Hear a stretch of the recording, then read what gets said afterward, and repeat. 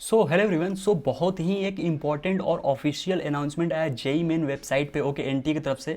जैसा कि मैंने ऑलरेडी इसको लाइव में बता दिया था, लाइव में ही मैंने शेयर कर दिया था कि आपके जो एनटीए की तरफ से ऑफिशियल नोटिफिकेशन आया है ओके। और ये मैं आपको बताता हूँ सारा कुछ डिटेल में कि नोटिफिकेशन है क्या। और जो लोग भी अभी तक चैनल को सब्सक्राइब नहीं किए सब्सक्राइब कर लीजिए। सारे अपडेट्स आपको सबसे पहले मैं यहाँ शेयर करता हूँ कि कोई भी ऑफिशियल नोटिस आता है एनटीए की तरफ से सबसे पहले मैं अपडेट करता हूँ। तो सब्सक्राइब करके बेल नोटिफिकेशन ऑन कर लीजिए। और जो लोग काउंसलिंग के लिए ग्रुप नहीं ज्वाइन किए, मैंने ऑलरेडी ग्रुप का जो लिंक है डिस्क्रिप्शन में शेयर कर दिया हूँ, तो वहाँ जाकर आप ज्वाइन कर सकते हो। वहाँ पे मेरे को डायरेक्टली आप पूछ के अपने डाउट्स क्लियर कर सकते हो ओके।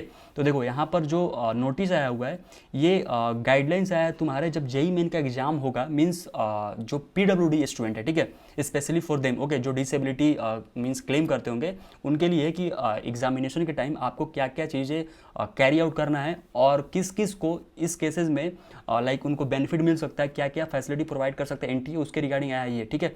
तो अभी थोड़ी देर पहले ही आया था, मैं लाइव में बता दिया था, तो मैं इसको थोड़ा सा एक्सप्लेन करके आपको बताता हूँ क्या क्या मेंशन है, ठीक है।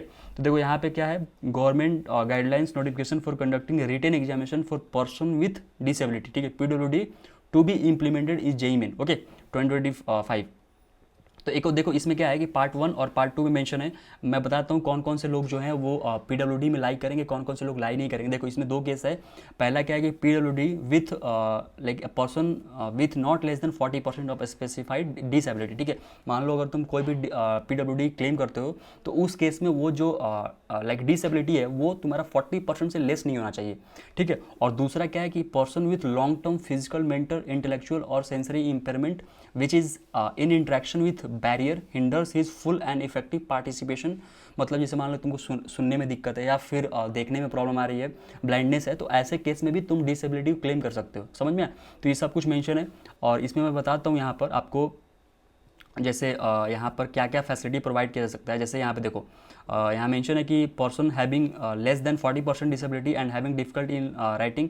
मतलब जैसे मान लो यहाँ पे एक पार्ट 3 में भी ये प्रोवाइड किया गया है कि अगर किसी को कोई पर्सन है having less than 40% disability and difficulty in writing the relevant paragraph of above office memorandum for consideration as under okay. मतलब कि देखो इस केस में भी आपको वो लोग स्क्राइब प्रोवाइड कर सकते हैं, वो लोग लैब असिस्टेंस प्रोवाइड कर सकते हैं, रीडर प्रोवाइड कर सकते हैं, ठीक है। पार्ट 3 में मेंशन है। और पार्ट 2 में आपको मैंने ये बता दिया है। पार्ट 2 में देखो क्या मेंशन है कि the facility of scribe, reader, lab assistant should be allowed to any person with benchmark disability as defined under section this okay and has limitation in writing including that of speed if so desired by him। तो मतलब कि आपको लिखने में अगर दिक्कत आ रही है तो ये फैसिलिटी भी प्रोवाइड किया जा सकता है पार्ट 2 के जो सेक्शन के अकॉर्डिंग ओके। अब इसमें एक और है कि in case of person with benchmark disability in the category of blindness, locomotor disability, मतलब सारा कुछ अलग अलग सेक्शन डिवाइड है। पार्ट 1 में क्या है, पार्ट 2 में क्या है, आपके पार्ट 3 में क्या है कि कौन कौन से केस में आपको डिसेबिलिटी है तो क्या क्या फैसिलिटी प्रोवाइड कर सकते हैं, ठीक है। तो अब देखो यहाँ बताता हूँ, यहाँ मेंशन आपको करता हूँ। देखो यहाँ पे सारा कुछ है। यहाँ पे देखो scribe and compensatory time okay.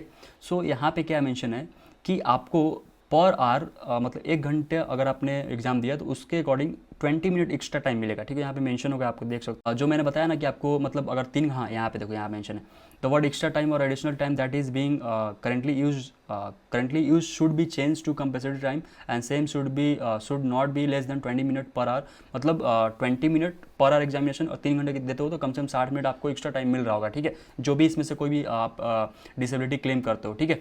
और यहाँ पे ये सारे आपको जो दिया certificate regarding physical limitation in an examinee to write, तो ये आपको सर्टिफिकेट कैरी करना पड़ेगा। आप कोई भी अगर मान लो इसको फिल कराना पड़ेगा आपको सारा कुछ, कोई भी अगर आप डिसेबिलिटी क्लेम करते हो, ठीक है।